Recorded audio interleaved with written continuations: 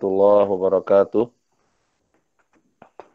Waalaikumsalam warahmatullahi wabarakatuh. Alhamdulillahirabbil alamin, nahmaduhu wa nasta'inuhu wa nastaghfiruh wa nastahdihi wa natubu ilaihi wa na'udzu billahi min syururi anfusina wa min sayyiati a'malina.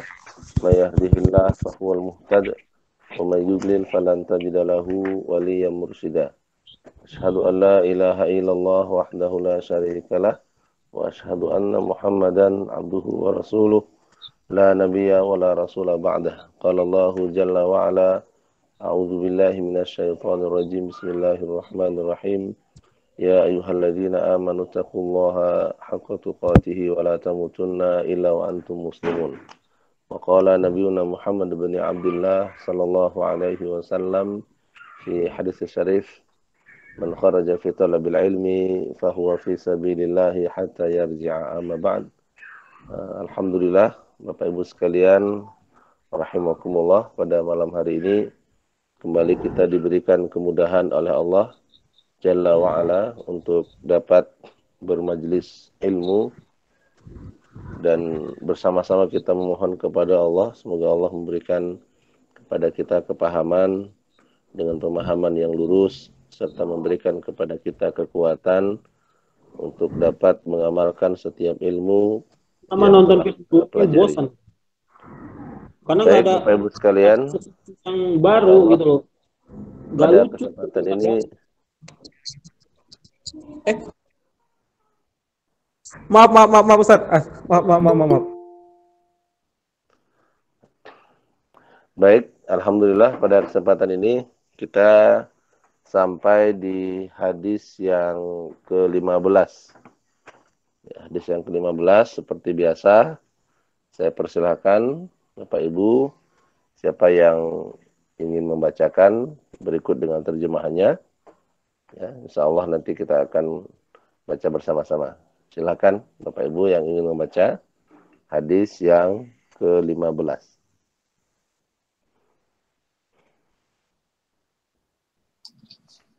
Mana coba Ustaz? Baik, silakan Ibu. Hadis ke-15, di antara akhlak orang beriman, ucapan yang baik, memuliakan tetangga dan menghormati tamu. An Abi Hurairah radhiyallahu anhu, anna Rasulullah sallallahu alaihi wasallam qala, man kana yu'minu billahi wal yawmil akhir falyakul khairan aw liyasmut, wa man kana yu'minu billahi wal yawmil akhir falyukrim jarahu, wa man kana yu'minu billahi wal yawmil akhir falyukrim dhaifah. Rawahul Bukhari wa Muslim. Dari Abu Hurairah radhiyallahu anhu bahwasanya suatu hari Rasulullah sallallahu alaihi wasallam bersabda, barang siapa beriman kepada Allah dan sekarang ke-15 ya Ustaz ya? Iya, betul. Oh ya. Kenapa jadi ingatnya ke-11? Barang siapa beriman kepada Allah dan hari akhir, hendaklah ia berkata baik atau diam. Barang siapa beriman kepada Allah dan hari akhir, hendaklah ia menghormati tetangganya. Dan juga barang siapa beriman kepada Allah dan hari akhir, hendaklah ia memuliakan tamunya. Hadis riwayat Bukhari dan Muslim. Al-Bukhari dan Muslim. Silakan yang berikutnya, yang lain yang ingin membacakan, saya persilakan. Saya Ustaz. Ya, silakan Pak. Hadis ke-15, di antara akhlak orang beriman, ucapan yang baik, memuliakan tetangga dan menghormati tamu. An Abi Hurairah radhiyallahu anhu, anna Rasulullah sallallahu alaihi wasallam qala, man kana yu'minu billahi wal yaumil akhir fal yaqul khairan aw liyasmut, wa man kana yu'minu billahi wal yaumil akhir falyukrim jarah, wa man kana yu'minu billahi wal yaumil akhir falyukrim dhaufah. Rawahul Bukhari wa Muslim. Dari Abu Hurairah radhiyallahu anhu bahwasanya suatu hari Rasulullah sallallahu alaihi wasallam bersabda, barang siapa beriman kepada Allah dan hari akhir, hendaklah ia berkata baik atau diam. Barang siapa beriman kepada Allah dan hari akhir, hendaklah ia menghormati tetangganya. Dan juga barang siapa beriman kepada Allah dan hari akhir, hendaklah ia memuliakan tamunya. Ya, Baik, alhamdulillah. Jazakumullahu khairan katsira kepada Bapak Ibu yang telah membacakan hadis yang ke-15. Baik, bersama-sama kita akan membacakan Al-Hadisul Khamisa Asyar, hadis yang ke-15 yang diterima dari sahabat Abi Hurairah. An Abi Hurairah radhiyallahu anhu an Rasulillahi sallallahu alaihi wasallam qala.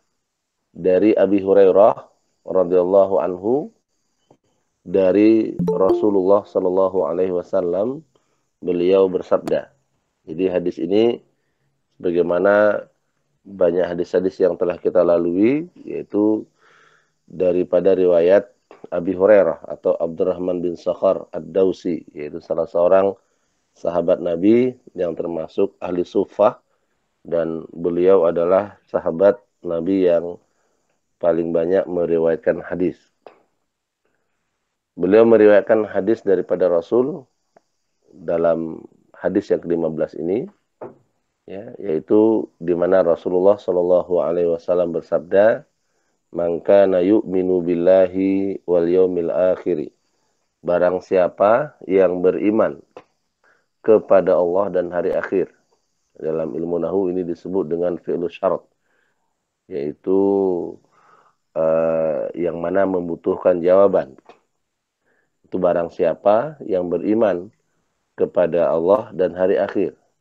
Jadi ini menunjukkan bahwa siapa saja yang ingin memiliki keimanan yang benar kepada Allah, keimanan yang sempurna kepada Allah dan hari akhir, maka jawabannya ada di kalimat berikutnya.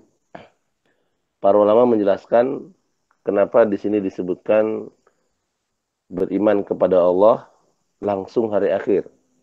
Kenapa tidak disebutkan beriman kepada malaikat, beriman kepada kitab, beriman kepada Rasul? Mengapa langsung beriman kepada Allah dan hari akhir? Para ulama menjelaskan bahwa disebutkan dengan kalimat man kana yu'minu billahi wal yawmil akhir, artinya telah mencakup seluruh keimanan. Jadi rukun iman yang 6 itu terangkum, ya, dengan beriman kepada Allah dan hari akhir. Manakala seseorang di dunia dia beriman kepada Allah, beriman kepada Rasulnya, beriman kepada malaikatnya, beriman kepada kitab-kitabnya, beriman pula dengan ketentuan Allah, khairihi wa syarihi, baik yang buruk, baik yang baik maupun yang buruk, maka nanti di akhirat, ya, keimanannya itu akan membuahkan hasil yang mana dia akan memetik akibat dari keimanan itu nanti di akhirat. Maka disebutkan dengan kalimat man kana yu'minu billahi wal yawmil akhir. Jadi beriman kepada Allah dan hari akhir ini sudah mencakup seluruh keimanan. Maka ada beberapa amalan-amalan, adab-adab yang mesti dan harus dipenuhi oleh siapa saja yang menginginkan keimanannya sempurna kepada Allah dan hari akhir. Yaitu fal yakul khairan. Ini dalam bentuk perintah. Maka hendaklah dia berkata yang baik. Dalam kaidah ilmu nahwu, dalam kaidah usul fikih disebutkan bahwa al-aslu fil amri lil wujub. Aslinya sebuah perintah itu wajib. Maka jika kita menerjemahkan kalimat fal yakul khairan, maka terjemahan yang lebih tepat adalah maka wajib baginya untuk berkata yang baik. Ya, wajib baginya untuk berkata yang baik. Auliyasmut, atau jika dia tidak bisa berkata yang baik, maka wajib baginya untuk diam. Nah, mengapa? Karena sebagaimana yang kita pahami bahwa lisan ini akan menentukan seseorang dihukumi syariat akibat perbuatan lisannya, akibat perkataan lisannya. Ketika seseorang mengatakan kebaikan dan itu mengandung pahala, maka insya Allah perkataannya itu akan bernilai kebaikan dan akan ditimbang nanti berupa kebaikan dan amal soleh yang nanti akan dipetik hasilnya di akhirat. Begitu pula sebaliknya, jika yang diucapkan adalah keburukan, maka syariat akan menghukuminya, ya, sehingga dia akan dikatakan sebagai pendosa manakala dia berkata bukan kebaikan. Maka kita perhatikan Rasulullah SAW menyebutkan di dalam banyak hadis yang lain agar kita memperhatikan lisan-lisan kita. Jangan sampai kita mengatakan sesuatu kecuali kebaikan. Misalnya dalam hadis yang lain Rasul mengatakan kul khairan walau kana murran. Qulil haqqa walau kana murran. Wa qulil haqqa walau kana murran. Dan katakanlah kebenaran, ya, kebaikan maknanya al-haq, ya, meskipun itu pahit. Meskipun akibatnya adalah kita mengalami kepahitan, harus diucapkan. Kenapa? Karena itu adalah kebaikan dan amal soleh.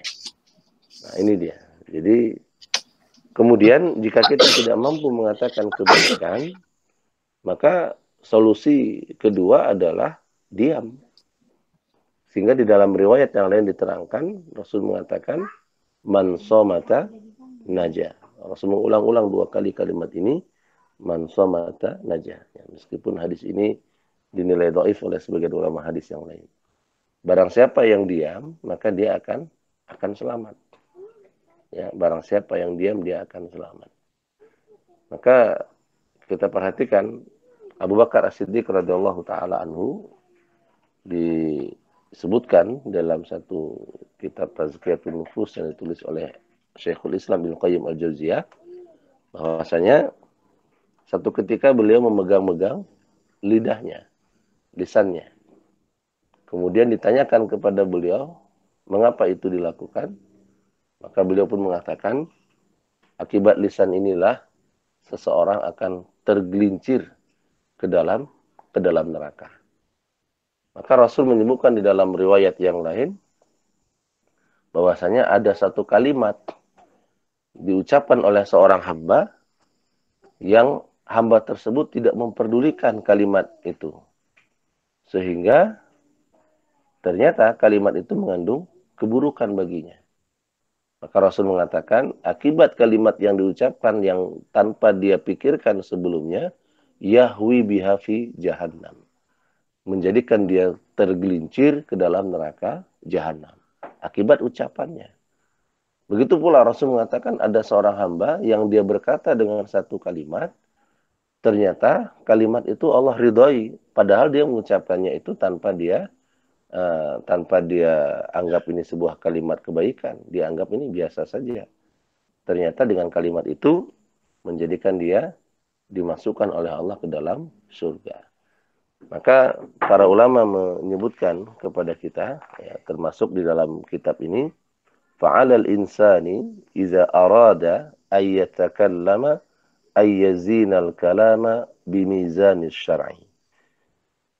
Hendaklah bagi manusia itu, apabila dia hendak berkata, hendaklah dia menimbang perkataannya itu dengan timbangan syar'i. Fa in kana khairan yuqarribuhu ila Allah jalla wa ala wa yuktabu fi kiffati hasanatihi falyuqdim wa la yata'akhkhar anhu. Ya, apabila dia melihatnya ini adalah kebaikan dan bisa mendekatkan dirinya kepada Allah Azza wa Jalla, serta bisa ditulis dalam catatan kebaikannya, maka hendaklah dia segera mengatakan. Maka kita perhatikan kalimatnya fal yaqul. Itu artinya lil musara. Segera.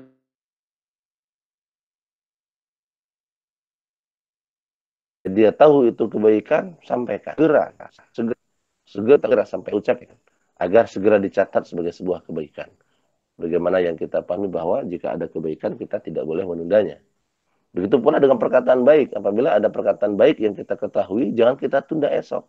Segera sampaikan. Karena boleh jadi esok kita tidak memiliki kesempatan untuk mengatakan perkataan yang baik itu.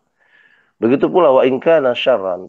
bi anna kana min anwa'il kalamil muharram ghaibatan wa namimatan wa ghaira dhalika kataqriril bid'ah wa nahwiha fala yajuzu lahu ayantiqa bihi li'annahu yuktabu fi diwani sayyiatihi. Ini disebutkan oleh para ulama bahwasanya apabila perkataan itu adalah perkataan yang diharamkan seperti ghibah, namimah atau yang lain sebagainya, atau ucapan yang bisa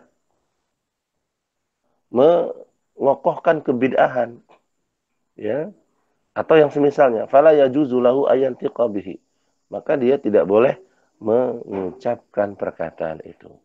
Mengapa? Karena akan ditimbang setiap perkataan itu nanti dalam timbangan keburukannya. Maka perhatikanlah, Allah Subhanahu wa taala telah berfirman kepada kita, ma yalfizu min qaulin illa ladaihi raqibun atid. Tidaklah terlafaz sebuah kalimat oleh lisan-lisan hamba, melainkan ada raqib dan atid yang siap mencatatnya. Maka ini sifat yang pertama. Apabila kita mengetahui kebaikan, segera kita katakan kebaikan itu. Tapi apabila kita melihat itu sebuah perkataan itu adalah keburukan dan bisa mendatangkan dosa, mendatangkan permusuhan, atau bisa melegalkan kesyirikan, kemaksiatan, serta kebid'ahan, maka hendaklah kita diam. Diam kita ini akan membawa keselamatan dunia dan akhirat. Ini yang pertama. Kemudian berikutnya, wa man kana yu'minu billahi wal yaumil akhir. Barang siapa yang beriman kepada Allah dan hari akhir. Sama seperti kalimat sebelumnya. Rasul menyebutkan sifat berikutnya setelah dia berkata yang benar, kalau tidak mampu ataupun perkataan itu mengandung dosa, kemudian dia diam, maka sifat berikutnya adalah fal yukrim jarahu. Hendaklah dia memuliakan tetangganya. Mengapa tetangganya ini disebutkan oleh Rasulullah SAW? Karena tetangga ini adalah orang terdekat di dalam hidup kita bermasyarakat. Hidup kita bermasyarakat, orang terdekat dalam hidup kita adalah tetangga. Sehingga Rasulullah SAW menyebutkan dalam satu riwayat Al-Bukhari, ya, disebutkan bahwa mazala Jibril yusini biljar hatta dhanantu annahu sayuwarrithuhu. Senantiasa Jibril itu setiap datang membawa wahyu dari Allah, setiap itu pula Jibril mengingatkan Rasulullah untuk berbuat baik dengan tetangga. Sehingga Rasulullah berkeyakinan akan ada hukum mewarisi di antara sesama tetangga. Karena tidak pernah Jibril itu meninggalkan nasihat, meninggalkan wasiat agar kita berbuat baik dengan tetangga kita. Nah, maka perhatikan di dalam riwayat yang lain Rasul mengatakan, wallahi la yu'min. Wallahi la yu'min. Wallahi la yu'min. Rasul bersumpah demi Allah 3 kali sumpah. Artinya ini sumpah yang bukan main-main. Artinya ini merupakan tahdziran, peringatan bagi siapa saja yang telah beriman kepada Allah dan hari akhir. Rasul mengatakan, demi Allah dia tidak beriman. Demi Allah tidak beriman.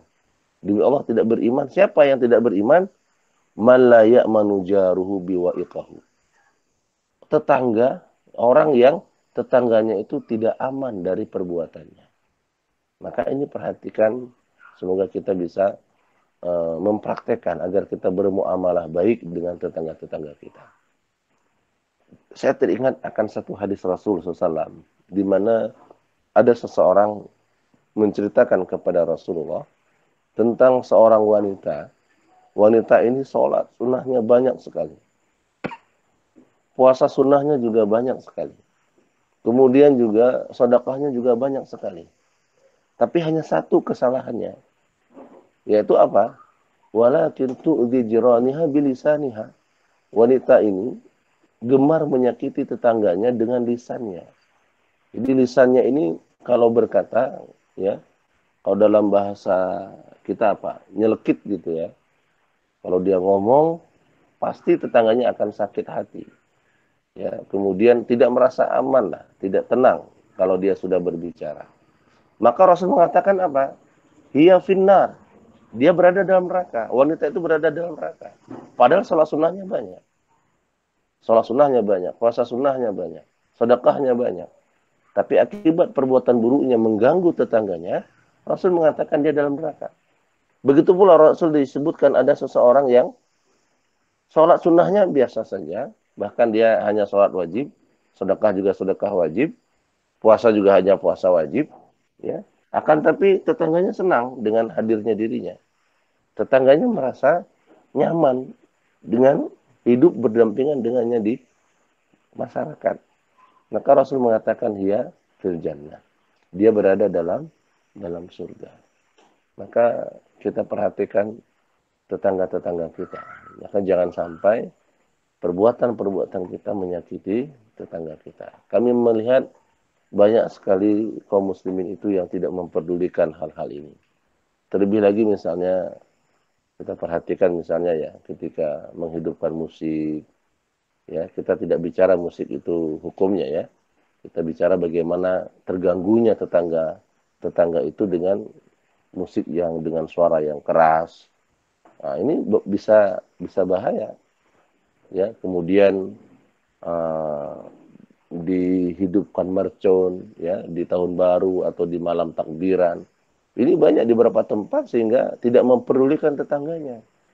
Ya, meskipun tetangganya diam, ketika dia tersakiti, maka ini menjadi ancaman bagi si pelaku itu. Maka perhatikanlah tetangga-tetangga kita. Manakala kita menyakiti tetangga kita, maka cukuplah bagi kita tidak disebut orang yang memiliki keimanan yang benar. Maka semoga kita bisa memperhatikan. Hatta tetangga kita itu orang-orang non-muslim sekalipun. Disebutkan di dalam satu kisah, Ibnu Umar radhiyallahu taala anhu. Beliau memiliki hajat menyembelih seekor kambing. Maka disembelihlah seekor kambing, kemudian dia bersedekah dengan kambing itu. Dimasak, kemudian dibagikan kepada tetangga-tetangganya. Dikatakan oleh pelayannya bahwa tetangga kita yang sebelah ini Yahudi. Dia ini ahli kitab, apakah harus kita beli? Apakah harus kita berikan juga? Kemudian Ibnu Umar berkata, Sami'tu Rasulullah SAW yaqul, mazala Jibril yusini bil jar hatta dhanantu annahu sayuwarithu. Aku dengar Rasulullah itu bersabda, Jibril itu tidak pernah berhenti setiap kali menurunkan wahyu, setiap kali itu pula Jibril mewasiatkan untuk berbuat baik dengan tetangga. Nah, aku khawatir ya jika nanti hartaku ini terwarisi oleh orang-orang non-muslim. Maka kita perhatikan ya, beginilah sikap salaf sebenarnya. Maka jangan sampai ya di antara kita misalnya ada di antara tetangga kanan kiri rumah kita atau muka belakang atau tetangga sekitar kita. Mereka belum mengenal ahli sunnah, belum mengenal sunnah, artinya mereka masih berada dalam kemaksiatan, berada dalam kesyirikan, berada dalam khurafat. Kemudian menjadikan kita melupakan hak-haknya, menjadikan kita mengabaikan akhlak ini, sehingga kita pun menyakitinya. Jangan sampai itu dilakukan. Wallahi ini bukan akhlak salah. Wallahi ini bukan akhlak sunnah. Akhlak sunnah, dia adalah menyebarkan. Wa khaliqin nasa bi khuluqin hasanin. Bergaulah dengan manusia dengan akhlak yang baik. Maka Rasul menyebutkan kalimat ini menjadi peringatan bagi kita untuk memperhatikan. Maka di sini disebutkan wa min ikramil jari, termasuk di antara memuliakan tetangga itu apa? Alla yu'dhiyahu bi ayyi naw'in minal adza. Janganlah dia itu menyakitinya dengan apapun. Ya, dari hal-hal yang bisa membawanya tersakiti. Bal yusilu ilaihi khairahu. Bahkan seharusnya dia itu menyebarkan kebaikan kepadanya. Wa yakuffu anhu syarrahu, dan dia bisa mencegah bahaya itu datang kepadanya. Kemudian juga disebutkan wa min anwa'il ikramil jar. Wa min anwa'il ikramil jaril al kalimatu thayyibah. Begitu pula termasuk bentuk kemuliaan kepada tetangga itu apa? Kalimat-kalimat yang baik. Wal wajhu talq wajah yang ceria. Fatusallimu alaihi, kita mengucapkan salam kepadanya. Wa taruddu alaihi salam, kemudian kita juga menjawab salamnya. Wa tas'alu an halihi wa an hali walidihi, kita juga bertanya tentang bagaimana kondisinya, kondisi keluarganya, anak-anaknya. Wa tad'u lahu, kita juga mendoakannya. Wa tad'uhu ila baitika, kemudian kita juga undang dia ke rumah kita kalau memungkinkan. Wa tazuruhu fi baiti, dan kita menziarahi rumahnya. Hadza kulluhu min ikramil jar. Ini seluruhnya adalah bentuk kemuliaan kita kepada tamu. Maka wa minal asif, bila mengatakan wa minal asif yujadu al-yaum minal jirani man la ya'rifu jaru lis-sad fadlan amman huwa ab'ad.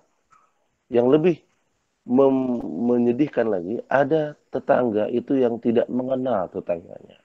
Nah, ini kan luar biasa. Yang terdekat saja tidak dia kenal, apalagi yang jauh. Maka ini menjadi pelajaran berharga bagi kita agar kita memperhatikan tetangga-tetangga kita. Jangan sampai kita mengabaikan hak-haknya. Terlebih lagi tetangga-tetangga kita yang fakir, yang miskin. Ya, jangan sampai kita melupakan. Wallahi, Rasul mengatakan tidak beriman orang yang tidur di malam hari. Man bata, orang yang tidur di malam hari, wajaruhu ja'i'. Sementara tetangganya itu dalam kelaparan. Tidak beriman orang yang dia tertidur pulas sementara tetangganya kelaparan. Maka disinilah kita perlu menanyakan bagaimana kondisinya, bagaimana kondisi keluarganya, ya, sehingga terciptalah akhlak Islam. Maka subhanallah, sunnah ini akan tersebar manakala kita menyebarkan akhlak-akhlak sunnah di tengah-tengah masyarakat. Kemudian kalimat berikutnya Rasul menyebutkan di kalimat akhir, wa man kana yu'minu billahi wal yawmil akhir. Dan barang siapa yang beriman kepada Allah dan hari akhir, sama seperti kalimat sebelumnya, yaitu fal yukrim dhaifahu, hendaklah dia memuliakan tamunya. Jadi siapapun tamu yang datang, maka menjadi kewajiban bagi kita untuk memuliakannya dengan sebaik-baiknya. Perhatikanlah kisah Ibrahim alaihissalam. Apa yang dilakukan oleh Ibrahim alaihissalam? Ibrahim alaihissalam dikenal sebagai orang yang sangat memuliakan tamu. Nah, Ibrahim alaihissalam itu dikenal sebagai orang yang sangat memuliakan tamu. Sehingga kisahnya Allah abadikan di dalam Al-Quran. Allah abadikan di dalam Al-Quran, di dalam surat Az-Zariyat. Hal ataka hadithu dhaifi Ibrahim al-mukramin. Ya, telah sampaikah berita kepadamu tentang tamunya Ibrahim. Ya, bagaimana sifat Ibrahim? Sifat Ibrahim ketika tamunya datang, iddakhalu alaihi faqalu salama. Ketika tamunya datang mengucapkan salam, Ibrahim mengatakan qala salamun. Ya, para ulama tafsir termasuk Imam Ibnu Katsir mengatakan salamun ini adalah ungkapan yang paling mulia setelah salam.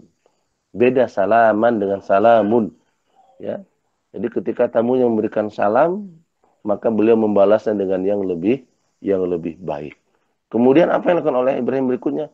Faragha ila ahlihi faja'a bi'ijlin samin. Maka dia pun segera mendatangi keluarganya, kemudian dia menyuguhkan dengan ijl, ya, dengan kambing yang gemuk, ya, disiapkan makanan yang terbaik, ya, jamuan yang terbaik yang dijadikan sebagai menu makan agar tamunya itu tidak merasakan kelaparan, agar tamunya itu merasa dia dimuliakan. Maka ini menjadi pelajaran bagi kita. Maka subhanallah, ini yang menjadi perhatian bersama bagi kita agar kita memperhatikan adab-adab ini. Begitu pula jika tamu yang datang itu adalah non-muslim, ya, tamu yang datang kepada kita misalnya orang kafir, ya, bertamu ke rumah kita, kita tampakkan akhlak Islam kepada mereka tanpa perlu kita menyerunya untuk mengucapkan syahadat. Ketika dia melihat dari kita akhlak Islam dan dia terkesima dan dia takjub dengan akhlak dan adab kita, maka berapa banyak hamba-hamba Allah itu, ya, yang Allah lunakkan hatinya untuk memeluk Islam ketika melihat adab-adab Islam yang dipraktekkan oleh kaum muslimin. Tapi kenyataan hari ini berbeda. Mereka orang-orang non-muslim pernah berkata, ada satu kalimat yang ini menjadi perhatian bagi kita. Kami mendapati banyak kaum muslimin di negeri muslim, tapi kami tidak mendapati Islam di negeri mereka. Maka ini menjadi pelajaran peringatan besar bagi kita. Artinya apa? Ternyata mereka tidak mendapatkan adab-adab Islam di tengah-tengah negeri-negeri kaum muslimin. Banyak yang mencuri, banyak yang berbohong, banyak yang tidak memuliakan tamu, banyak yang menyakiti tetangga, dan lain sebagainya. Maka hadis ini hadis yang sangat agung sekali, di mana Rasulullah SAW mengajarkan kepada kita adab yang komplit, adab yang di situ berkaitan dengan hak Allah, juga berkaitan dengan hak hamba yang harus kita perhatikan. Nah, ini sekedar penjelasan ya mengenai hadis yang ke-15, yaitu hadis tentang adab, yaitu berkata yang baik. Kalau tidak mampu mengatakan kebaikan, ya maka diam itu adalah solusi berikutnya. Begitu pula yang kedua, kita memuliakan tetangga kita. Jangan sampai kita menyakiti tetangga kita. Tetangga kita, jadikanlah mereka sebagai wasilah kita mendapatkan surga Allah Subhanahu wa Ta'ala. Kemudian yang ketiga, setiap tamu-tamu yang datang, maka muliakanlah. Contohlah bagaimana Khalilullah, kekasihnya Allah, di saat datang kepadanya tamu yang tidak adalah malaikat yang diutus oleh Allah Subhanahu wa Ta'ala. Ibrahim alaihissalam pun menyambutnya dengan penuh kegembiraan, kemudian disuguhkan menu terbaik, ya, kemudian dia memuliakannya dengan semulia-mulianya sambutan tuan rumah kepada tamunya. Baik, Bapak Ibu sekalian, barakallahu fikum, ya, ini penjelasan dari saya mengenai hadis yang berkenaan dengan hadis yang ke-15, ya. Silakan Bapak Ibu yang ingin mendiskusikan atau ingin menambahkan atau ada hal yang ingin ditanyakan, saya persilahkan. Tafadhol. Ya, silakan. Iya.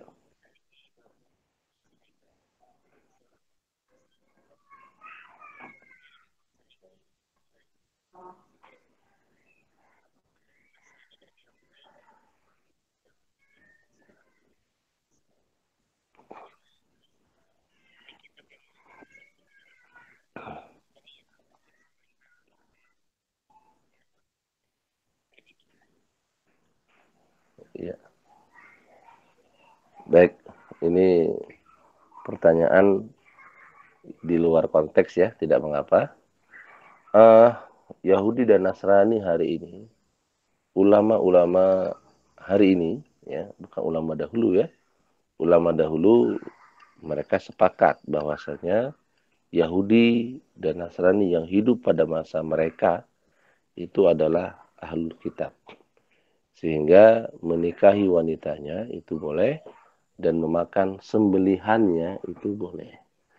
Itu Yahudi yang hidup pada masa dahulu. Adapun hari ini, sebagian ulama-ulama kontemporer ya, yang kami ketahui, mereka tidak menyebutnya sebagai ahli kitab. Karena kitab yang mereka gunakan itu bukan kitab sebagaimana yang dipegang oleh Yahudi dan Nasrani dahulu. Misalnya Yahudi. Yahudi tidak lagi memegang Taurat hari ini. Apa yang dia pegang? Dia pegang Talmud. Sehingga para ulama-ulama hari ini mengatakan hari ini itu bukan Yahudi tapi Zionis. Makanya sering disebut dengan Zionis Yahudi.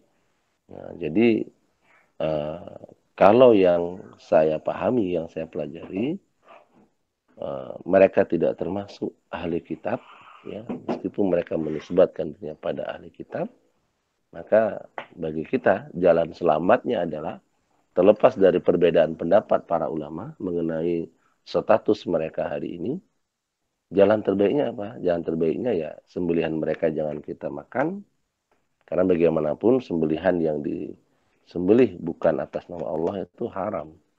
Satu, kemudian wanita-wanita mereka tidak boleh dinikahi. Ini lebih mendatangkan keselamatan. Wallahu ta'ala a'lamu bishawab. Yang lain? Ya.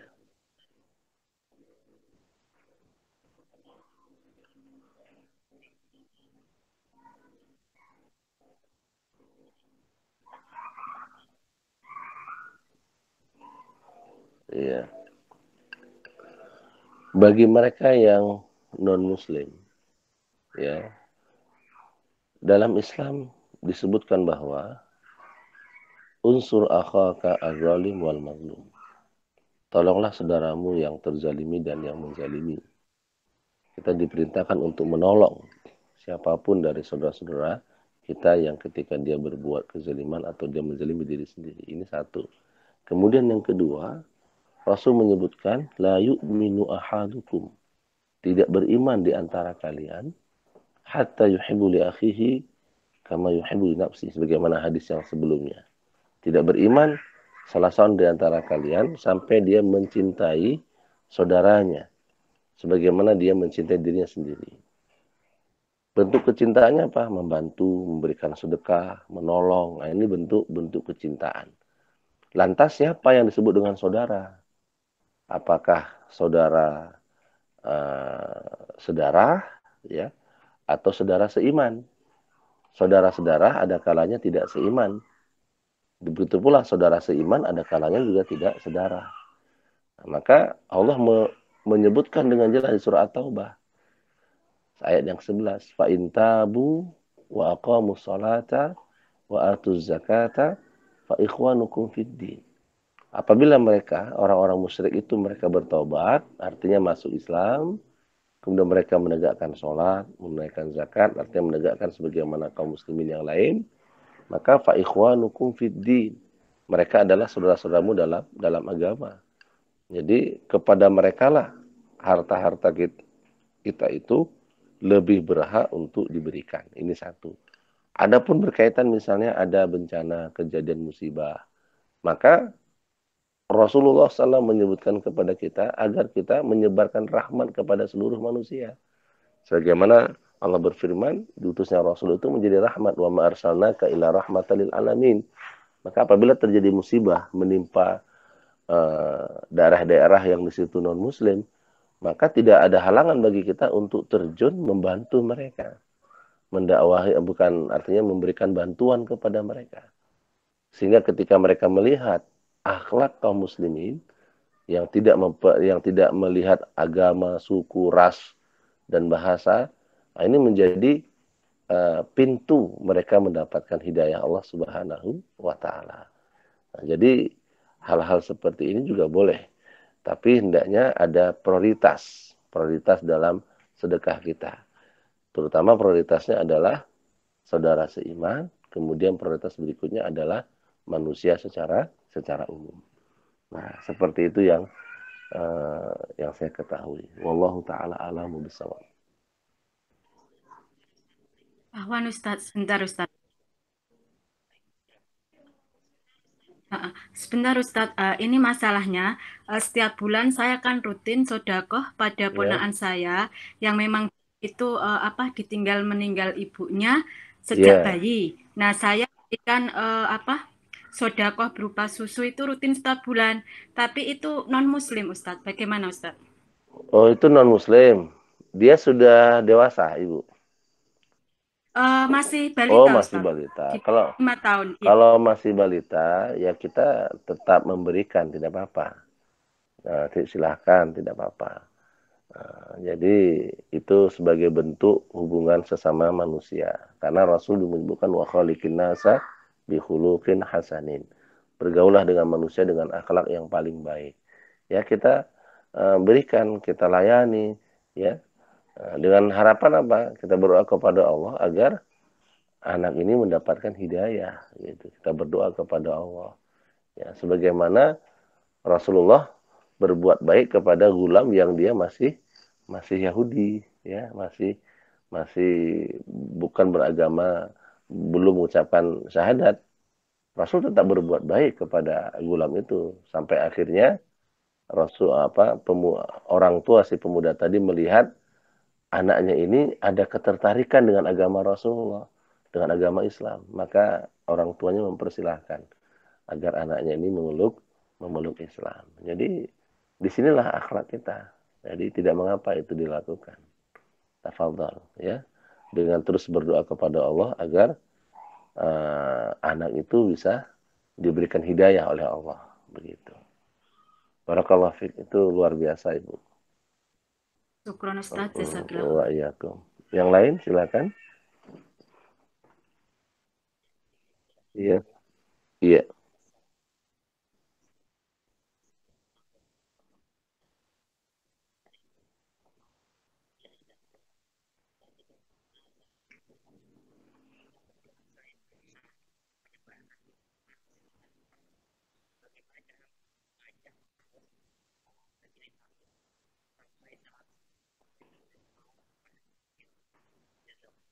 Iya, luar biasa. Jadi tetangga itu yang harus jadi prioritas itu 40 rumah itu asar dari para salaf. Tapi tentunya yang jadi prioritas itu apa? Al-aqrabu fal-aqrab. Jadi tetangga yang terdekat dari kita itu lebih utama untuk kita perhatikan, untuk kita penuhi hak-haknya sebagai tetangga. Jadi tidak menyakitinya, memuliakannya, nah seperti itu. Jadi tidak mesti harus 40 rumah, ya, terutama al-aqrabu fal-aqrab. Jadi kalau yang sekitar kita sudah kita penuhi haknya, maka melebar lagi ke sebelahnya, maka melebar lagi ke berikutnya, terus seperti itu. Sehingga tersebarlah akhlak Islam ini kepada seluruh manusia. Adapun ada tetangga-tetangga yang belum mampu untuk kita ajak ke majelis taklim, ataupun kita sudah mengajaknya tapi mereka tidak mau, gitu ya. Maka perhatikan di kalimat pertama hadis tadi. Kalau itu perkataan kebaikan, ya, dan mengajaknya kepada majelis ilmu itu adalah kebaikan, maka hendaklah disegerakan, katakan saja, ayo Ibu, ini ada pengajian Ibu, gimana mau ikut? Nah, gitu. Ataupun dengan bahasa yang lain. Nah, jadi ketika kita mengajak, ternyata dia tidak mau mengikutinya, ya kewajiban kita hanya menyeru, hanya mengajak. Fadzakir, innama anta mudzakir. Berilah peringatan. Kamu itu hanya sebagai orang pemberi peringatan, tidak bisa memberikan hidayah. Allah Subhanahu wa taala ketika melihat kekasihnya Rasulullah SAW itu sedih di saat pamannya Abu Thalib itu tidak mengucapkan syahadat, turun ayat Allah sebagai penghibur kepada Rasulullah. Ya, innaka la tahdi man ahbabta walakinallaha yahdi man yasha. Kamu ya Muhammad tidak akan mampu memberikan hidayah kepada orang sekalipun orang itu yang paling kamu cintai. Itu siapa? Abu Thalib. Nah, itu. Jadi ini menjadi penenang jiwa Rasulullah. Maka hendaknya kita juga demikian. Jadi kalau kita sudah mengajak mereka, tetangga kita ternyata tidak mau, berarti urusannya kita berdoa sekarang kepada Allah yang menguasai hati mereka. Asal jangan kita tidak menyeru. Ya ajak saja dengan bahasa kita, dengan gaya kita, ya, tanpa perlu kita memaksa mereka. Nah, ini yang mungkin bisa kita lakukan. Bismillah, tawakal ke Allah. Kita bertawakal kepada Allah, kita serahkan urusan. Semoga tetangga-tetangga kita bisa mengikuti jejak-jejak kebaikan. Nah, barakallahu fiik. Bagus pertanyaannya. Yang lain? Iya, silakan. Iya,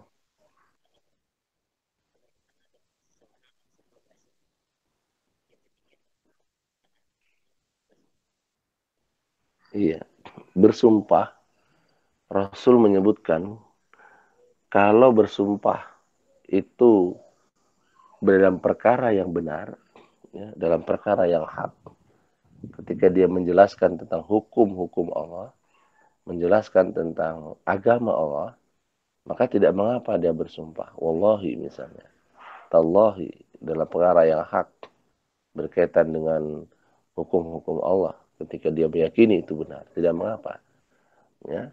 Tapi kalau dia bersumpah dengan tujuan untuk mempermain-mainkan sumpah ataupun untuk menguatkan alasannya sebagaimana ditanyakan, ternyata alasannya itu batil, tidak tepat, ya, maka dalam posisi seperti ini, nah, dia harus membayar kafarah.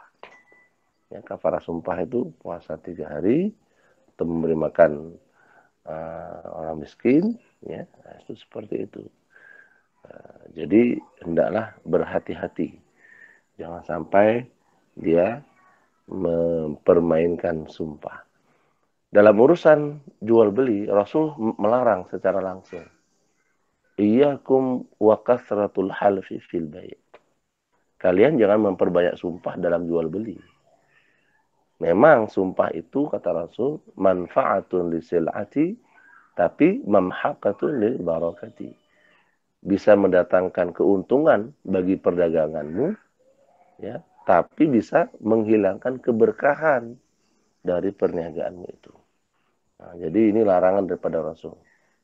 Maka dalam hal-hal yang itu benar, hukum-hukum berkaitan dengan agama Allah, berkaitan dengan hukum-hukum syariat, tidak mengapa kita menguatkannya dengan nama Allah. Nah, begitu. Karena Allah sendiri dalam Al-Quran itu banyak juga bersumpah dengan namanya sendiri.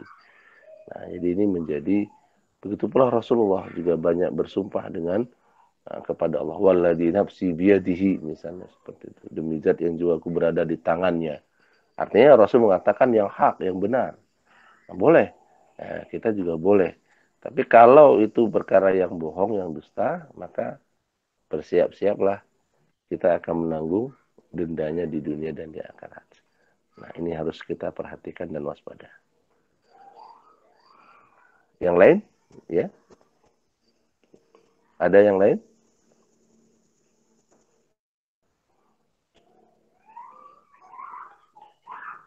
Ya, silakan.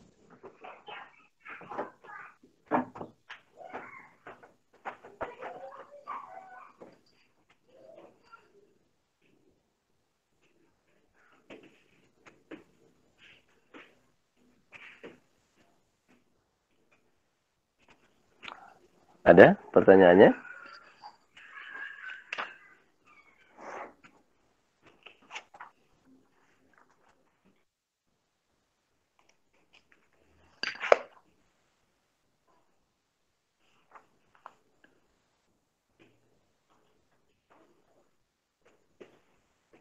Silakan, ibu-ibu. Ada?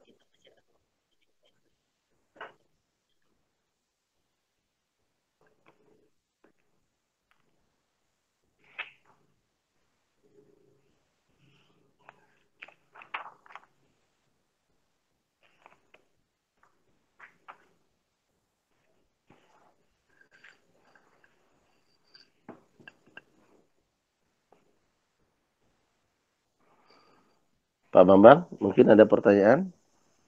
Silakan, Pak. Atau ingin ada hal yang didiskusikan?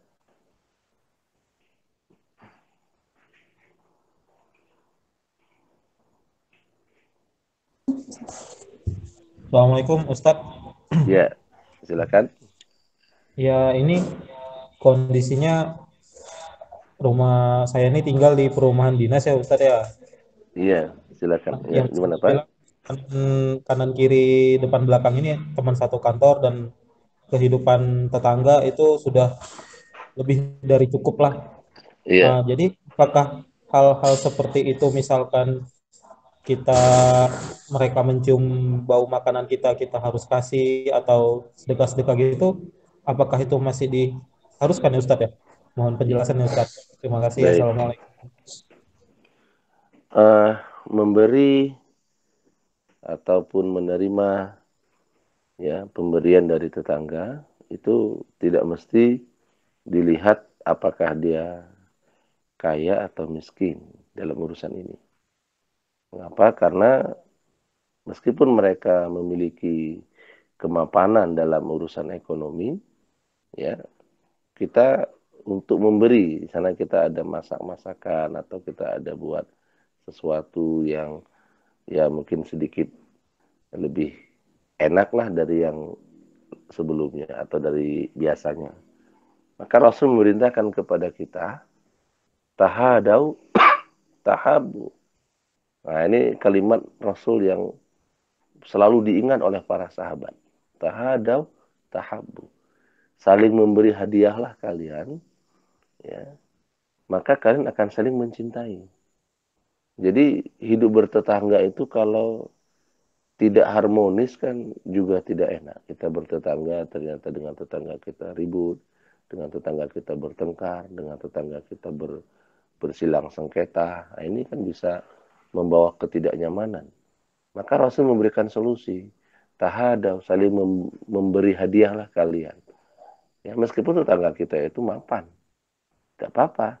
Kita melakukannya demi apa? Bukan karena dia bukan melihat sisi hartanya, tapi karena untuk menjalankan perintah Rasul agar di antara tetangga itu bisa saling mencintai. Jika sesama tetangga sudah saling mencintai, maka yang terdiri berikutnya akan saling menghargai, ya, sehingga tidak mudah menyakiti tetangganya.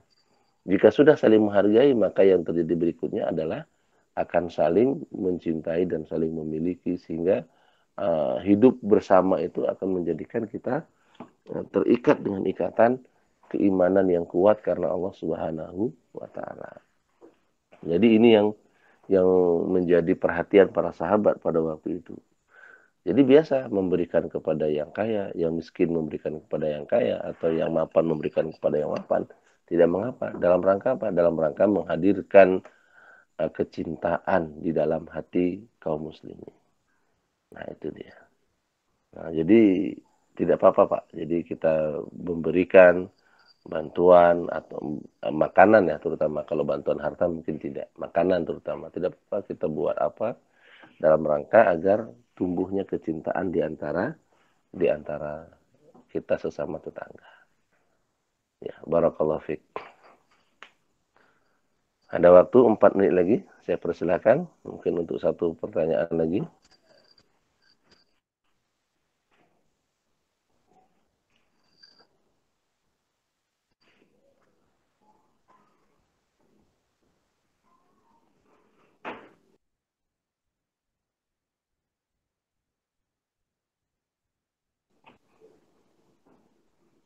Ada pertanyaan untuk satu lagi? Iya, baik. Alhamdulillah, barakallahu fikum kepada Bapak Ibu sekalian. Ya, hadis yang ke-15 telah kita selesaikan. Dan sekali lagi hadis yang ke-15 ini hadis yang sangat agung sekali, berisikan mengenai adab dan akhlak kita, terutama yang berkaitan dengan sesama kita dan sesama manusia. Maka menjadi bahan pembelajaran bagi kita untuk kita amalkan, untuk kita praktekkan dalam kehidupan kita. Karena sebaik-baik ilmu adalah ilmu yang diamalkan.